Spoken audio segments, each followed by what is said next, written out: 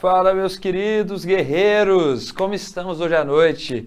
Aqui é Kevin mais uma vez, tudo mastigado, legal? Vamos hoje conversar um pouquinho mais sobre biologia. Aula passada a gente fechou a nossa história de metabolismo e tal. Essa aula agora a gente começa a falar um pouco mais da célula e da sua organização, certo? Para começar a falar de organização, aí tem que entender primeiro, queridos, todo indivíduo vivo tem que ter pelo menos uma célula, legal? Então não existe ser vivo que não tenha pelo menos uma célula, legal? Então tem os indivíduos unicelulares, legal? Os pluricelulares, que tem muitas células, legal? E eles têm uma organização muito específica de indivíduo para indivíduo, beleza? Primeira coisa, o que faz uma célula ser uma célula? Isso é uma coisa interessante. Você concorda comigo que se você hoje está na sua casa, você só pode chamar a sua casa de casa porque ela tem paredes que estão delimitando aquela determinada casa? Certo? Concorda comigo? Se eu tivesse sem parede nenhuma, tudo abertão, você concorda que aquilo não seria sua casa, mas seria um espaço? Simplesmente isso. Então a célula, ela usa mais ou menos essa mesma lógica. Então significa que existe sim uma membrana ou uma estrutura, na verdade, que separa o meio de fora da célula do meio de dentro da célula. Essa estrutura a gente chama de membrana plasmática e é dela que a gente vai começar a conversar, perfeito? Então vira aqui para o slide para a gente trocar uma ideia, queridos. Preste atenção ali, ó, questão 2. Quando colocados em água, os fosfolipídios tendem a formar lipossomos, estruturas formadas por bicamada lipídica, conforme mostrado na figura. Quando rompida, essa estrutura tende a se reorganizar em um novo lipossomo. E aí, queridos, já vem para cá, tá? Primeira coisa, gente, quando o cara fala de fosfolipídio, ele está falando exatamente dessa estruturinha aqui que a gente tem no quadro. Então, o fosfolipídio, se a gente pegar ele aqui, ó, e der uma aproximada nele, você vai perceber que ele é simplesmente uma molécula lá em cima de fosfato, PO4 3-, legal, e aqui embaixo, queridos, uma molécula de lipídio. Perfeito? Por isso que chama de fósforo, lá do fosfato, e lipídio. Beleza? O que vai rolar, queridos? O fosfolipídio, ele tem uma propriedade que é bem interessante, que é o que ele te conta ali no texto, que é a capacidade de formar lipossomo. O que significa isso? Quando eu coloco ele, ao invés, numa solução, ao invés dele ficar se formando uma camada única, como se fosse assim, ele sempre está formando o que, gente? Duas camadas. E não importa o quanto eu vou partir daquela estrutura, ela sempre vai tender em formar duas camadinhas. Isso tem a ver muito com a polaridade desse indivíduo, certo? Você concorda comigo que as células elas são imersas em substâncias que são polares? E você concorda comigo que dentro da minha célula também você tem substâncias polares, certo? Lembrando que o nosso solvente universal, né, isso é água. Então quer dizer que as células, em grande parte, elas estão imersas em soluções aquosas, certo? Então, por isso que essa parte de fosfato, ela tende a ficar de fora. Porque se você lembrar, queridos, o fosfato aqui, uma estrutura com carga, ele é polar, não é isso? Enquanto o lipídio, que tem uma cadeia carbônica gigantesca, ele é uma estrutura apolar. E aí, se eu pensar, queridos, uma estrutura polar, ela só interage com polar, legal? Então ela tem uma filia, ela gosta de coisas polares. Então, por exemplo, se eu chego para você e falo que uma molécula ela é hidrofílica, significa que ela gosta de água, não é isso? Água é uma substância polar. Então, em outras palavras, eu estou falando para você que ela é simplesmente polar, legal? Enquanto que quando eu pego uma molécula apolar, certo? Essa molécula polar ela não gosta de interagir com moléculas polares. Então, a gente chama ela, por exemplo, de hidrofóbica.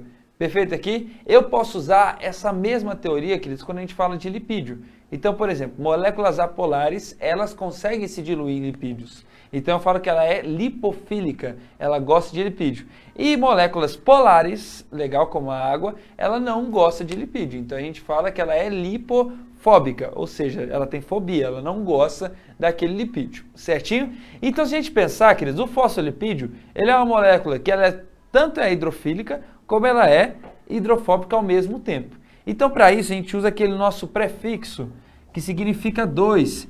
Vocês recordam do prefixo anfi, de anfíbio, lembra dessa ideia? Então, essa molécula, a gente chama ela de anfifílica.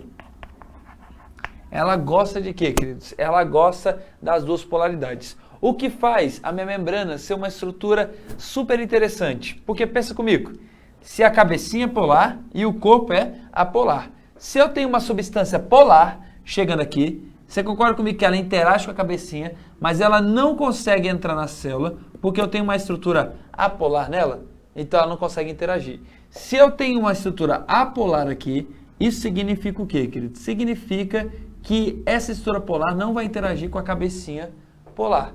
Legal? Então, se essa estrutura de fosfolipídio não permite a interação nem com estruturas polares, nem com estruturas apolares, não permite a entrada, né? A interação até permite, mas não permite a entrada nem de estrutura polar, nem de estrutura apolar, significa que essa região aqui, ela tem uma impermeabilidade, perfeito?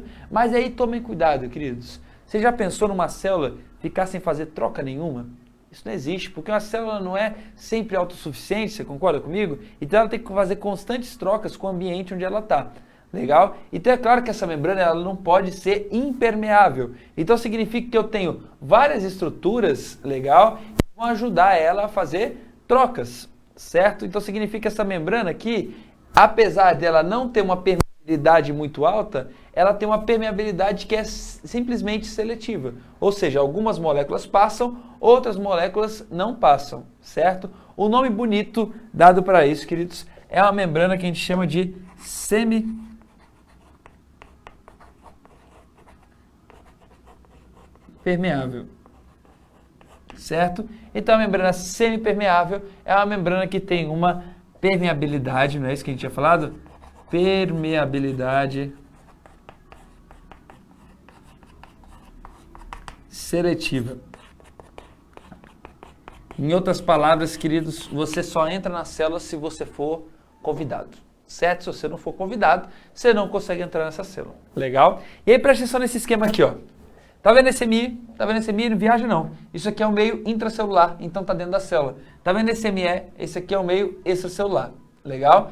Além dos fosfolipídios, que é a grande parte da composição da membrana plasmática, você também tem outras estruturas, como por exemplo, essas duas estruturas aqui, ó. Essas três, na verdade, é o que a gente chama de proteínas, ok? Queridos, as proteínas elas vão ter funções diversas, mas, por exemplo, a gente vai ver muito a funcionalidade de proteína como receptor celular e também a funcionalidade de proteínas como troca, certo? Então, várias trocas elas são feitas através de proteínas da membrana plasmática. E é bem simples, queridos. As proteínas que estão nas extremidades, que elas estão na periferia, a gente chama elas de proteínas periféricas. Tal como a proteína que passa a membrana toda, a gente chama ela de transmembrana. Legal? Então, periféricas que estão na periferia, transmembrana, a que passa pela membrana toda, certo? Ligado a essa proteína, queridos, eu posso ter moléculas que a gente chama de moléculas de carboidratos. Essas moléculas de carboidratos, ela vai formar uma estrutura que se chama de glicocálix. Você pode escrever tanto glicocálix como glicocálice, tá? Não tem problema. Mas o glicocálix, queridos, ele é uma estrutura super importante de reconhecimento celular. Então, como que sua célula consegue reconhecer a célula vizinha ou a célula dela? Através da composição de glicocálix. Então, a gente fala muito que a glicocálix, queridos, ela é a identidade, beleza, da minha célula. Então, é assim que ela se reconhece como sendo sua célula, é assim que ela consegue reconhecer células vizinhas. Perfeito aqui? Quando esse glicocálix, é claro, ó, se eu tenho um carboidrato complexado com um fosfolipídio, eu tenho um glicolipídio. Concorda comigo? Glico vem de carboidrato, lipídio vem de lipídio. Se eu tenho um carboidrato complexado com uma proteína, eu tenho uma glicoproteína. Então, se aparecer esses nomes, não se assuste. É bem simples, tá ok? E além disso, queridos, lá na nossa membrana de células animais, ok? Você tem uma estrutura que a gente chama de colesterol, certo? Colesterol é uma molécula super importante, é uma molécula super famosa, a gente já comentou um pouquinho sobre colesterol, legal, e uma das funcionalidades dela é compor a membrana plasmática de animais, perfeito? O colesterol, queridos, ele dá uma fluidez melhor para essa membrana. Por quê? O fosfolipídio, ele não é uma estrutura rígida, ele não é uma estrutura dura. Então, às vezes a gente pensa o seguinte, pô, se é uma membrana, se ela está separando estruturas, ela tem que ser assim, ó, tem que ser rígida. Não, velho, certo? A membrana plasmática, ela é uma estrutura o quê, queridos? Fluida. certo? Isso quer dizer que o fosfolipídio ele não está parado, ele está se mexendo. Então, por exemplo, o fosfolipídio ele pode se mexer de um lado para o outro, ele pode mexer para frente e para trás, ele pode dar uma volta, certo? Ele pode até trocar de lado, né? É o que a gente chama de flip-flop, que é um movimento bonitinho, né? Quando você pensa. Mas ele é simplesmente o quê? Uma troca de lado de fosfolipídio. Então, isso é só para te mostrar que essa membrana aqui, ela não tem uma rigidez como a rigidez de uma parede, legal? Não, ela é super fluida. Tanto que o mosaico que define exatamente essa membrana plasmática é o que a gente chama de mosaico fluido, certo? Que é o mosaico que vai definir essa membraninha aqui plasmática nossa. Perfeito aqui, queridos? Eu acho que agora o nosso vídeo vai ficar muito mais fácil, porque agora a gente já consegue entender o que é um fosfolipídio e a gente já consegue entender o que é um lipossomo, que é exatamente essa capacidade do fosfolipídio de ficar na dupla. Então volta aqui para a questão, vamos tentar responder ela. Ó, esse arranjo característico se deve ao fato de os fosfolipídios apresentarem uma natureza polar, ou seja, serem inteiramente solúveis em águas. É errado, querido, porque o fosfolipídio ele é anfifílico, ele não pode ser polar, concorda comigo? Letra B, apolar, ou seja, não serem solúveis em solução aquosa. Também não rola, queridos, ele tem tanto parte polar como parte apolar. Errado. Anfotérica, ou seja, pode se comportar como ácido ou básico.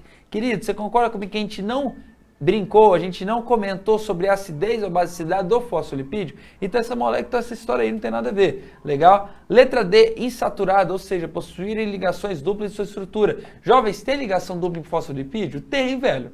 Tem, mas não é por isso que ele forma o lipossoma, certo? Então isso não faz sentido eu ter uma ligação dupla e por isso formar essa estrutura. Então isso é errado. É anfifílica, ou seja, possuírem parte hidrofílica, outra parte hidrofóbica. Item perfeito, letra E, simplesão, legal? Dúvidas, queridos? Tudo tranquilo? Volta para mim aqui, jovens. A gente chegou para você e falou o seguinte, ó, a membrana ela é semipermeável, ela tem uma permeabilidade seletiva. Se ela tem uma permeabilidade seletiva, significa o quê, querido? Significa que aqui eu tenho passagem de substâncias, certo? E a gente estuda essa passagem de substância, velho? Claro, claro. Então os transportes via membrana é muito importante para a gente entender várias coisas. Então, presta atenção, dá um print aí para você copiar, porque nesse exato momento a gente vai apagar esse trem aqui para conversar sobre uns negócios mais legais. Jovens, quando a gente fala de transportes, queridos, várias coisas a gente tem que pensar. Primeiro, existem moléculas que conseguem passar livremente pela sua membrana plasmática? Claro que existe, certo? Só que essas moléculas que passam mais livremente, ela depende de algumas estruturas. Por exemplo, uma molécula, para ela passar livre numa membrana plasmática, ela precisa ter uma tensão superficial sobre essa membrana muito grande.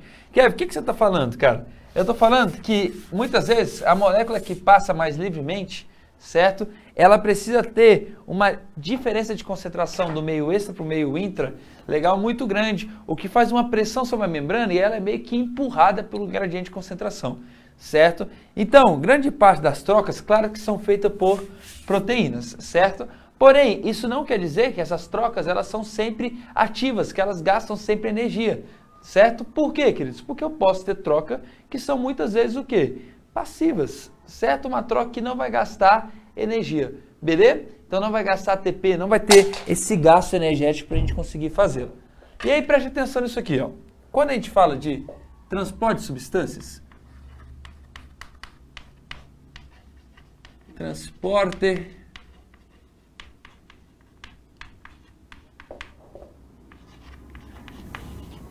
de substâncias, queridos, isso aqui é massa demais, tá?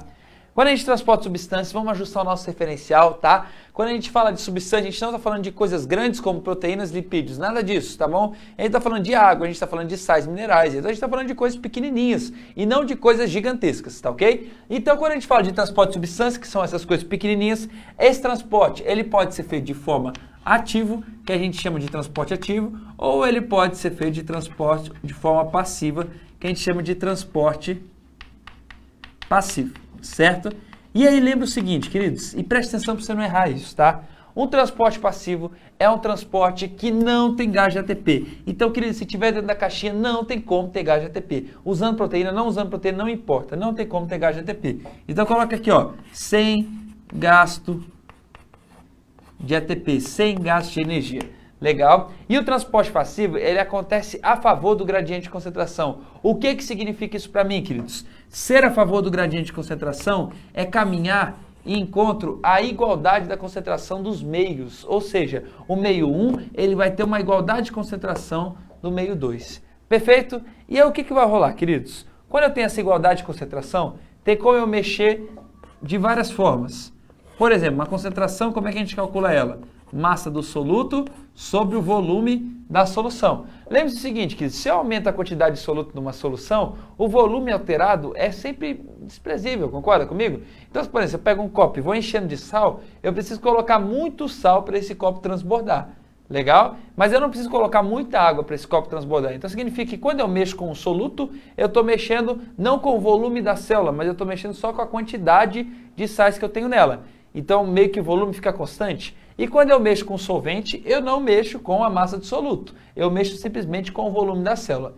Isso é interessante, queridos, porque quando a gente mexe com o soluto, quando a gente, na verdade, analisa o soluto, porque é muito razoável pensar que isso aqui vai acontecer tudo junto na sua célula, legal? Porque a sua célula tem múltiplas funções, mas a gente analisa ela separadamente para a gente conseguir entender. Então, quando a gente está analisando apenas o soluto, queridos, a gente tem um transporte passivo que a gente chama de difusão. Difusão, certo? E aí a difusão, queridos, ela pode ser tanto simples como ela pode ser facilitada. E aí preste atenção, queridos, eu quero igualar a concentração. Isso funciona igual colocar balinha, tá beleza? Pensa, se eu tenho muito soluto em um lugar e pouco soluto em outro lugar, e eu quero igualar isso aqui através de troca, eu tenho que diminuir esse e tem que aumentar esse, concorda comigo? Mas para diminuir a concentração desse cara aqui, ó, presta atenção. Massa do soluto e concentração não é diretamente proporcional. Se eu aumento aqui, eu não aumento aqui. Se eu não diminuo aqui, eu também não diminuo a concentração. Então, ó, se essa concentração desse ambiente está alta, então significa que para baixar essa concentração, eu preciso tirar o soluto dele. Para aumentar a concentração do outro ambiente, eu preciso fazer o quê, queridos? Eu preciso colocar soluto nele. Então, toda difusão, não importa de como ela seja, ela sempre vai do ambiente em que tem muita concentração, então concentração alta, para um ambiente onde tem pouca concentração. E é assim que o meu soluto, ele vai caminhar. Tá ok? Então, lembra, mexeu com soluto, mexeu com difusão, sempre de mais concentração para o de menos concentração. Queridos, o que diferencia a simples e facilitada? A facilitada eu uso proteína, certo? Essa proteína a gente chama de permease, normalmente. E aí, prestem atenção, jovens, essa proteína gasta energia? Não, velho. Por quê? Porque é um transporte passivo, não tem por que gastar energia. Tranquilo? Kevin, então como que isso acontece? Gente, lembra que a proteína ela tem uma arquitetura? E de toda forma que eu tenho uma interação nessa proteína, essa arquitetura pode mudar? É mais ou menos assim que acontece, tá? Pensa uma proteína abertona para o lado de fora da célula. Quando o soluto interage com ela, essa proteína faz o quê, queridos? Muda a conformação química dela. Então o que acontece? Ela ela abre para o lado de dentro. Certo? Quando ela abre para o lado de dentro, queridos, a parte de dentro, ela solta esse soluto e aí o soluto entra na célula. Tá? Então a difusão facilitada é uma difusão que permite com que essas trocas elas sejam mais simples, elas sejam até mais rápidas. Perfeito? Além disso, queridos, se eu mexer com o volume, da solução, certo? Eu estou falando não mais de difusão, mas eu estou falando de osmose. E aqui eu preciso que você tenha muito cuidado. Quando a gente fala de osmose, queridos, a gente está falando de, basicamente, água, tá? Quem que é o nosso solvente universal? Água. Legal? Então, osmose, a gente está falando basicamente de água. Perfeito? O que vai rolar, queridos? Diferentemente de quando a gente fala com soluto, o volume da solução, ele é inversamente proporcional à concentração da solução. Ou seja, se eu aumento o volume da minha solução, eu diminuo a concentração dessa solução. Então preste atenção nisso que você não errar, tá bom, queridos? Se eu tenho uma concentração muito grande de um lado e uma concentração pequenininho do outro, o que, que vai acontecer com a água dessa minha solução, queridos? Com a água dessa meu espaço. Ele vai sair do lugar onde tem menos concentração para o lugar onde tem mais concentração. Kevin, isso aqui é lógico? Claro. Por quê, queridos? Preste atenção nisso. Se eu tiro água daqui, o volume desse Czinho aqui, o volume dele vai diminuindo. Então, significa que a concentração vai aumentando. Então, esse Czinho aqui, ele vai ficando o quê? Maior, vai ficando Czão, certo? Enquanto que o Czão, queridos, quando eu coloco o volume nele, ó, eu aumento esse denominador aqui, certo? E aí, queridos, o que vai acontecer com a minha concentração? Ela vai cair, ela vai descer. Então, eu estou diminuindo a concentração desse lado e aumentando a concentração desse lado. Jovens, toma muito cuidado nisso aqui cai demais, tá ok? Toma cuidado, ele vai colocar isso em vários contextos, no seu sangue, ele vai colocar isso no seu rim, em vários contextos. Quer ver como é fácil de entender? Você já foi para o cinema? Quando você vai no cinema, você vai lá e compra pipoca, não é isso? E essa pipoca, você está ali comendo ela, você está com um monte de sal na pipoca, tal. Aí na hora que você está começando a comer ela, você já percebeu que o quê? Que você vai colocando ela na boca, vai ficando salzinho aqui no seu lábio. Perfeito? E aí esse sal no teu lábio, ele vai fazendo o quê, gente? O seu lábio enrugar. Legal? Tanto que o povo fala que cinema é romântico, cinema não é romântico, né? É pipoca, é cheio de manteiga, você fica todo enlambrecado, não é isso? O seu lábio fica o quê? Murcho porque você está comendo pipoca, legal? E aí o que acontece? O sal fica aqui no seu lábio e aí a água, ela sai da sua célula e vai para o sal. Então o seu tecido epitelial fica murcho, legal? E além disso tudo, ainda, queridos, o que vai acontecer? Como aqui a água ela vai saindo e sua boca vai ficando muito concentrada, você começa a ter mais saliva que o normal, né? Então você baba mais. Né? Então o cinema não é muito romântico não, viu, querido? Só é gostoso, mas romântico não é não. Então, entenderam essa onda, velho? Toma cuidado, tá bom, queridos? Isso aqui cai muito, legal? Outra explicação fácil disso, por que você acha que quando a gente come muito sal, a nossa pressão sanguínea aumenta? Olha a lógica, eu comi sal, o sal vai ser absorvido, o sódio vai ser absorvido, não é isso? Quando ele for absorvido, ele vai para onde? Para o sangue. Então quer dizer que o sangue ele começa a aumentar a concentração. Então quer dizer que a água sai do seu fluido celular para o seu fluido sanguíneo, certo? E se eu tenho mais água no seu vaso sanguíneo, concorda que a pressão no vaso é maior? Se a pressão no vaso é maior, que sua pressão arterial vai lá para cima. Entenderam? Geralmente sua prova ela cobra em contextos. Ela não vai te dar dois ambientes, mas ela vai cobrar dentro de um contexto, certo?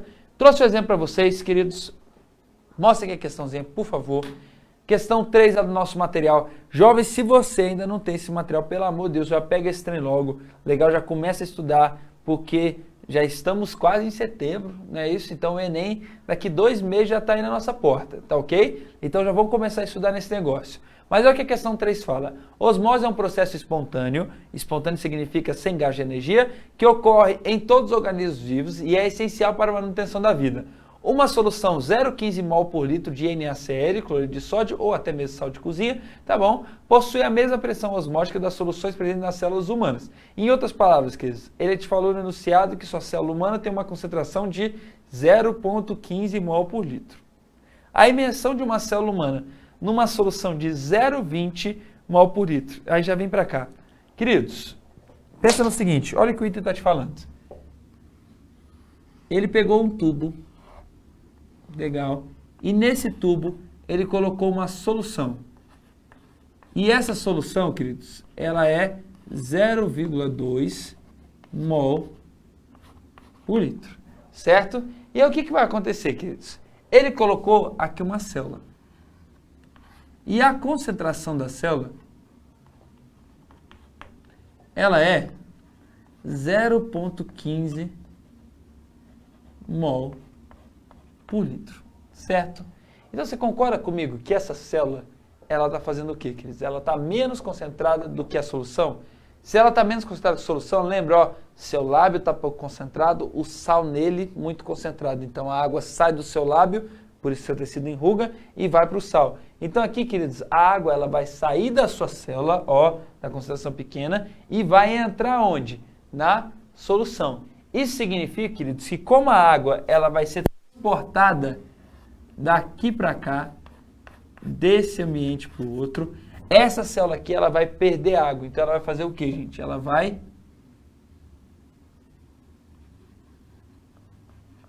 murchar. Certo aqui? Quando ela murcha, então, queridos, é exatamente porque esse fenômeno aconteceu. E aí volta lá para a questão, volta lá para o item. A imersão de uma célula humana em uma solução 0,2 tem como consequência a letra A dissorção de íons Na+, sobre a superfície da célula. Nada a ver, concorda, queridos? Que o íon ele vai ficar na superfície da célula porque a célula está numa concentração um pouquinho maior? De jeito nenhum. Difusão rápida dos íons Na+ para o interior da célula. Isso poderia acontecer, queridos, se fosse uma concentração muito alta, mas você vê que a concentração não é tão diferente assim. Legal? Letra C, diminuição da concentração das soluções presentes na célula. Aí não, né, queridos? Porque se a célula está menos concentrada, legal, e a solução está mais concentrada, o que vai ocorrer é o contrário. A solução da célula vai aumentar a concentração para se igualar à solução que está exterior à célula. Então, item errado. Transferências de íon, a gente já falou, queridos, esse é um processo de osmose, né? Letra E, transferências de moléculas de água do interior da célula para a solução. Perfeito, queridos, é isso, a célula vai lá e murcha. Jovens, volta aqui para mim. Entendemos isso, velho? Isso aqui é importante demais, tá ok? Então, João, como é que ele vai te falar isso aqui, ó? Ele pode colocar uma célula animal, como a gente desenhou aqui, ou ele pode colocar, por exemplo, uma célula vegetal. Quando a gente tem uma célula vegetal, ela tem uma parede celular. Então, você concorda comigo que o volume dela não aumenta nem diminui muito? Porém, queridos, quando a gente coloca uma célula vegetal em uma solução assim, essa célula vegetal, ela vai reduzindo a membrana plasmática interna dela. Então, a célula fica cheia de espaços vazios. Legal? Justamente porque o citoplasma dessa célula vai ficando bem murchinho. Legal? Essa ideia do citoplasma murchinho é exatamente o que a gente chama de plasmólise. Certo? E Kevin, se tivesse ao contrário, se a concentração da célula tivesse super alta e a concentração da solução tivesse super baixa, o que ia acontecer? A água ia sair da solução e ia entrar onde, queridos? Dentro da célula. Uma célula animal que não tem parede celular, ela vai inchando. Se ela inchar demais, ela, explode. Legal? Como a gente fala de explosão, a gente fala de lise celular. Legal? Como geralmente essa explosão ela é dada em hemácias, tá bom, queridos? Porque é o que a gente vai usar para fazer esses experimentos. Tem caras que chamam de hemólise direto, que é explosão da hemácia. Perfeito? Se isso acontece na célula vegetal, queridos, a célula vegetal ela fica túrgida, ela fica gordinha, mas ela não expande muito o volume dela. Por quê? Porque ela tem umas paredes segurando aquela estrutura. Se ela tem uma parede segurando a estrutura, significa que ela não pode explodir ou nada parecido. Perfeito? Jovens, até mais, tá bom? Estudem isso aqui é bem tranquilo, é bem gostoso, tá ok? E até a nossa próxima aula. Beijo no queijo para vocês, fiquem agora com o professor Lucas aí, aula de geografia sensacional, e daqui a pouco a gente volta com um pouquinho mais de biologia, um pouquinho mais de organização celular. Muito obrigado, queridos, até mais!